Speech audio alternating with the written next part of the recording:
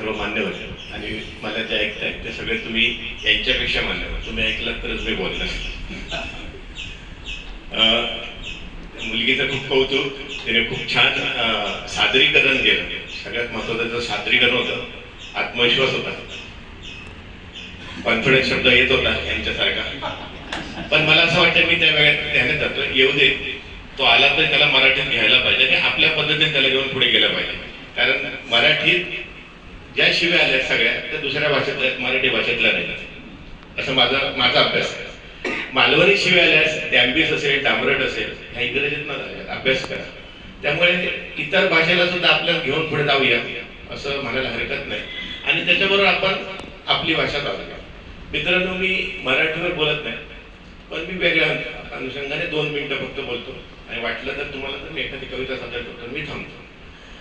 मला असं वाटतंय की मराठीला वाचवण्यासाठी आपल्याला काही प्रयत्न करायची गरज नाही. 7168 भाषांमध्ये जी 15व्या नंबरवर असेल तर तिला आपण काय वाचवणार? तिला आपल्याला वाचवायची गरज नाही. पण तिला येऊन मिळणाऱ्या ज्या भाषा आहेत ना त्यांना वाचवायच्याच गरज आहे. म्हणजे नदीला किती पाणी आहे याच्यापेक्षा तुमच्या आजूबाजूला असणाऱ्या वाड्या आहेत, ओढे आहेत, त्यांना पाणी आहे का? त्यांचं जर पाणी आटलं तर ते नदी सुकायला वेळ लागणार नाही. आज आपण 48-50 काय ज्या बोलीभाषा म्हणतोय तर बोलीभाषेची अवस्था काय आहे?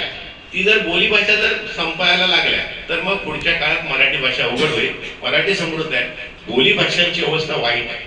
त्याचं उदाहरण हवं तर तुम्हाला सांगतो. झाडबोली असेल, ऐराणी असेल, वराडी असेल, आपण ऐकतो त्या बऱ्या, अजून बऱ्या. पण आपल्या कोकणातल्या सामवेदी, चितपावनी ह्या आता कुठेतरी नष्ट होण्याच्या मार्गावर चालल्या. की आपल्या जवळच्या भाषा. मालवणी अजून बरी आहे, मालवणी अजून बरी आहे. मी काव्यशिल्पांचं काम करतो, थोडा अभ्यास करतो म्हणून सांगतोय, संशोधक नाही, अभ्यास करतो म्हणून सांगतोय. त्या आदिमानवाने जी काव्यशिल्प आपल्याकडे खोदलेली आहे ती फक्त रत्नागिरी आणि सिंधुदुर्गात मध्ये बघायला मिळतात, एखाद्या गोव्यात बघायला मिळत आहे आणि आत्ता कुठेतरी कारवारला एक मिळालंय. याच्या पलीकडे भारतात कुठेही काव्यशिल्प नाही. दक्षिण आफ्रिकेमध्ये काही काव्यशिल्प बघायला मिळतात. दक्षिण अमेरिकेच्या पेरू देशामध्ये एक काव्यशिल्प बघायला मिळते, जे नाझका काव्यशिल्प वर्ल्ड हेरिटेज प्लेस मध्ये जगातलं एक आहे. गेल्या 5 वर्षापासून आम्ही जे काही प्रयत्न करतो त्याच्यातली 3 काव्यशिल्प, रत्नागिरीची 2 आणि मालवणचं कुडोपीचं 1, ही टेंटेटिव्ह यादीत गेले. इंग्रजी शब्दाला तात्पुरत्या यादीत गेले आणि ती कदाचित पुढच्या वर्षी फायनल मध्ये येते. त्याच्यातलं काव्यशिल्प आपलं एक असेल. असुरंडी असेल, किर्लोस असेल, हेदूळ असेल, खोटले असेल आणि ओळी असेल, अशा 5 साईटवर मी काव्यशिल्पाच्या साईट शोधल्या. पण तिथली भाषा मला वाचता आली नाही. म्हणून मी भाई रिसबूड, सुधीर रिसबूड जे काव्यशिल्पाचे अभ्यासक आहेत खूप कमी, त्यांना घेऊन आलो. त्यांना वाचता आली नाही. ती कोणालाच वाचता येते. ह्याचा अर्थ ती भाषा मेलेली आहे. त्या मुलीने सांगितलं की शब्द कुठेतरी आम्ही शोधतोय, तर ते शब्द असेच म्हणतात ताई, त्या तुझ्यासारख्यालाच वाचवायच्या, माझ्यासारख्याला वाचवायच्यात आणि जमेल त्यांना वाचवायच्या. एक उदाहरण आणखी एक छोटंसं सांगतो, आवडलं तरी म्हणत आपण थांबूया. आज आपण भात कुकर मध्ये बनवतो. काही वर्षापूर्वी तो पातेल्यात बनवत होतो. पातेल्यात बनवताना ती पेस्ट काढण्यासाठी आपण प्लेट वापरत होतो, बरोबर ना? त्याच्या अगोदर तो भात मडक्यात बनवत होतो. त्यावेळी प्लेट वापरत होतो, पण ती लाकडी प्लेट होती.